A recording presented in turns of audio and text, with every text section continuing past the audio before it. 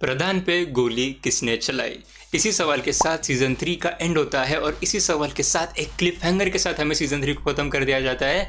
लेकिन अभी सवाल ऐसा है कि किसने गोली चलाई? अब अगर तुम सोचो तो पहला आंसर तुम्हारे दिमाग में आ सकता है कि ऑब्वियसली एमएलए ने ही चलाई होगी और एमएलए ने चलवाई होगी। लेकिन इसके पीछे भी एक ग्रैंड सा प्लान है, कुछ बड़ा सा प्लान है जो हमें समझ में आएगा इन 3 इवेंट्स को देखने के बाद। यानी कि जो गोली चलाने वाला इंसिडेंट था उसके पहले 2 बड़े इवेंट्स हुए थे और टोटली ये 3 इवेंट्स हुए थे और इन तीनों ही इवेंट्स के बीच में कुछ कुछ ऐसे डायलॉग्स हुए थे या फिर कुछ कुछ ऐसे छोटे छोटे इंसिडेंट्स हुए थे जिनके बारे में अगर हम पहले बैठ के डिस्कस करें तो उसके बाद हम एक क्लियर कट गेस कर सकते हैं कि एक्चुअल में गोली किसने चलाई, या फिर जो इनका बड़ा प्लान है सीजन 3 और सीजन 4 के बीच में जो होने वाला है उसके बारे में हम बात कर सकेंगे।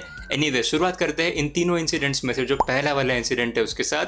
पहला वाला इंसिडेंट था घोड़े वाली स्टोरी लाइन। घोड़े वाली स्टोरी लाइन मुझे काफ़ी पसंद आई क्योंकि जिस तरीके से पंचायत के लोगों ने गणेश यानी कि उनके गांव के जो जीजाजी थे उनको लिया और एमएलए से उसका ही घोड़ा खरीद लिया जिसके वजह से एमएलए ह्यूमिलिएट हो जाए, तो यही पंचायत का और पूरे गांव का प्लान था and that plan was bloody successful. लेकिन उसके वजह से एमएलए गुस्सा तो हो गया लेकिन औकात से बाहर ही गुस्सा हो गया क्योंकि सबको पता है कि वो कितना शॉर्ट टेम्पर्ड आदमी है और वो सीधा बंदूक लेके चला गया हमारे फुलेरा गांव में पंचायत के लोगों को मारने के लिए। लेकिन हम देखते हैं कि बीच में ही उनको पकड़ लेता है भूषण और भूषण बोलता है कि ऐसा मत करो।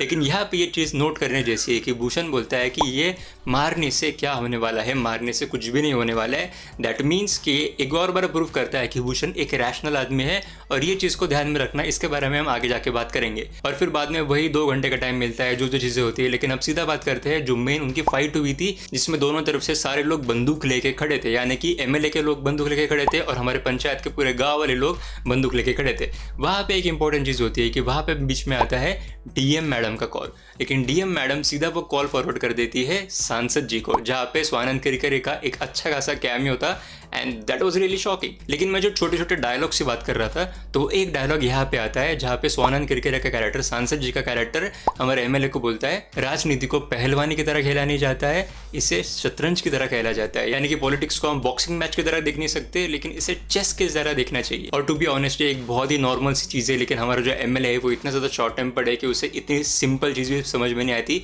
कि सीधा जाके खुद गोली क्यों मारना है, किसी और से भी तो गोली मरवा सकता है। और ये किसी और से गोली मरवाने का जो प्लान है ये भी ध्यान में रखना, इसके बारे में भी हम आगे जाके बात करेंगे। लेकिन अभी बात करते हैं हमारे सेकंड इंसिडेंट के बारे में। तो ये घोड़े वाले गोली वाले फेस ऑफ के बाद 15 दिन का गैप होता है जहाँ पे हम देख सकते हैं कि सचिव जी है वो उनके एमबीए के एग्जाम्स के लिए रवाना हो रहे हैं। और वहाँ पे आई एम डैम श्योर आपने नोटिस करा होगा कि जब वो मंदिर में जाते हैं तब सामने बैठा होता है भूषण, विनोद, और भूषण वहाँ पे किसी को तो भी कॉल करता है, ये भी चीज ध्यान में रखना। फिर जैसे ही हमारे पंचायत के मेंबर्स बस स्टॉप पे जाते हैं तो वहाँ पे उनके गोलियां चलने शुरू हो जाती है और एंड में हम देख सकते हैं कि गोली लग भी जाती है प्रधान जी को लेकिन शोल्डर पे।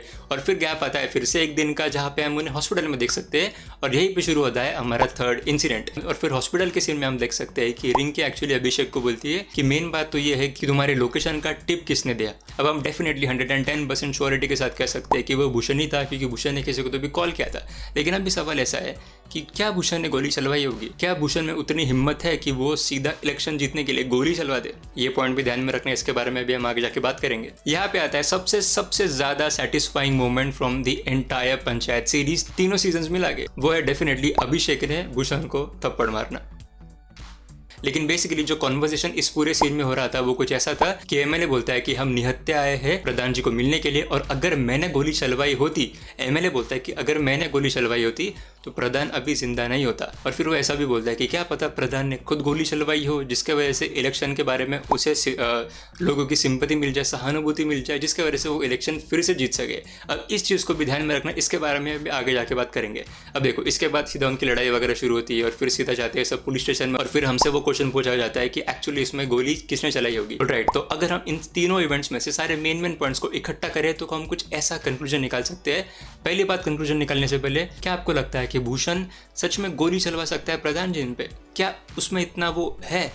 आई डोंट थिंक सो कि वो गद्दी के लिए इतनी ज़्यादा हरकत कर देगा। अब इसी एग्जैक्ट चीज़ की वजह से एक और पॉइंट निकल के आता है। वो पॉइंट कुछ ऐसा है कि देखो एमएलए और भूषण के बीच में ऑब्वियसली एक और नई डील हुईगी जहाँ पे एमएलए ने बोला होगा कि अब इसे सच में दिमाग से खेलना पड़ेगा, शतरंज की तरह खेलना पड़ेगा, चेस की तरह खेलना पड़ेगा, जैसे कि हमने पहले डिस्कस किया था। तो एमएलए ने ऑब्वियसली इसमें ऐसा सोचा होगा कि यार मैं सीधा तो गोली चला नहीं सकता, लेकिन मैं प्लान तो कर सकता हूँ कि मैं किसी और से गोली चलवा लूँ और फिर सारा का सारा इल्ज़ाम घुमा फिरा के फिर से प्रधान जी पे ही डाल डाल दूँ जिसकी वजह से लोगों की उन्हें सिंपैथी नहीं मिलेगी, यानी कि हम कुछ ऐसा नैरेटिव फैला देंगे जिसकी वजह से ऐसा पता चलेगा कि प्रधान जी ने खुद पे ही गोली चलवा ली, जिसकी वजह से उन्हें लोगों की सिंपैथी मिले, सहानुभूति मिले और जिसकी वजह से वो फिर से प्रधान जो है वो बन जाए। अब ये सारा मास्टरमाइंड का प्लान हो सकता है एमएलए और उसके लोगों का ही, लेकिन इसमें भूषण को कुछ भी भनक नहीं होगी।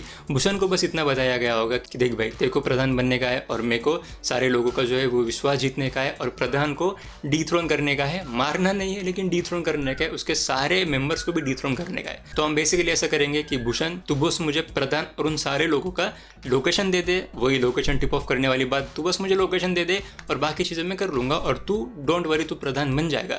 ऐसे सारे चीज़ें भूषण को बोली गई होगी। और मैं ऐसा क्यों बोल रहा हूँ क्योंकि आई डोंट थिंक सो कि भूषण इतने लेंथ पे जाएगा गोली चलाने वाले। उसे बस इतना ही प्लान पता होगा कि उसे बस लोकेशन टिप ऑफ करनी है और शायद उसने उतना ही करा होगा। तो बेसिकली पूरा एमएलए का प्लान ऐसा था कि एमएलए ने प्रधान जी पे गोली चलवाई और उसका नोटिफिकेशन का टिप ऑफ उसको दिया भूषण ने, जिसको शायद से पता नहीं था कि ये पूरा मास्टरमाइंड प्लान क्या होने वाला है। लेकिन इस डील का एंड रिजल्ट ऐसा होने वाला था कि एमएलए को पूरे गांव की जो है वो इज्जत वापस मिल जाए, उसका घोड़ा वापस मिल जाए और जो उसका ह्यूमिलिएशन हुआ था वो कम हो जाए। उसके बाद जो है भूषण जो है वो नेक्स्ट प्रधान बन जाएगा और उसके साथ ही साथ जो पूरे डर्टी पॉलिटिक्स खेलने का जो भी पूरा इल्ज़ाम आने वाला है वो हमारे करंट प्रधान जी पे आ जाएगा।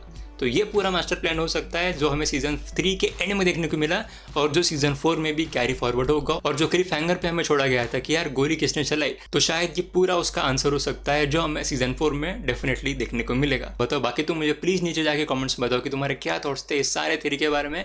और तुम मेरा रिव्यू वीडियो भी चेकआउट कर सकते हो यहाँ पे, मुझे तुम इंस्टाग्राम और ट्विटर पर भी फॉलो कर सकते हो इस नीचे वाले लिंक पे।